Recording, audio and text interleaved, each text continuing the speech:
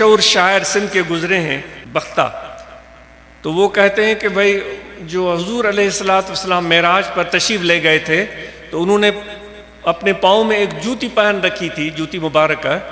تو ایک شاعر کہتے ہیں، علماء بتاتے ہیں، ایک مشہور یہ ایک روایت بتاتے ہیں کہ آپ صلی اللہ علیہ وآلہ وسلم اس جوتی کے ساتھ عرش بری پر گئے تھے.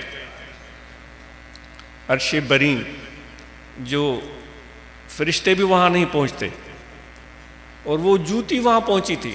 وہ جوتی کی اصلیت کیا تھی؟ وہ ایک کسی گائے کی کھال تھی. تو وہاں تک پہنچنے میں اس سے کسی نے سوال کیا کہ یہ تمہارا شان، ایک تو حضور علیہ السلام کے پاؤں میں تمہیں ملنا نصیب ہوا، پھر عرش تک گئی، یہ قسمت کیسے بدلی؟ تو اس نے کہا میں تو ایک گائے کی کھال تھی، ایک کسائی کے ہتھے چڑھی، اس نے مجھ پر تکبیر پڑھی اور مجھے ذبح کیا. اب دیکھو اس سے زیادہ تکلیف کیا ہو سکتی ہے؟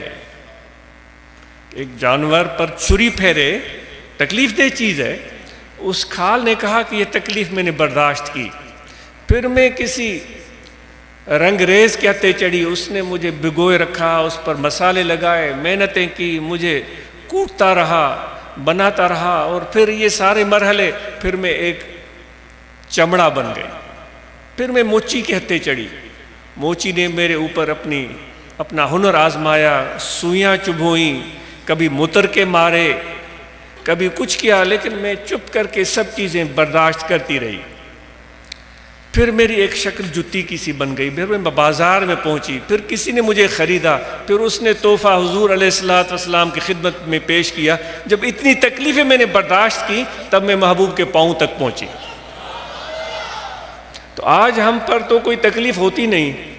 آتے ہیں 15-20 منٹ کے لیے، گھنٹے کے لیے، گھڑی دیکھ رہے ہوتے ہیں کہ بھائی ہماری گاڑی جانے والی ہے، کچھ بھی نہیں ہے، اور ہم کہتے ہیں کہ ہم بہت کچھ بن جائیں.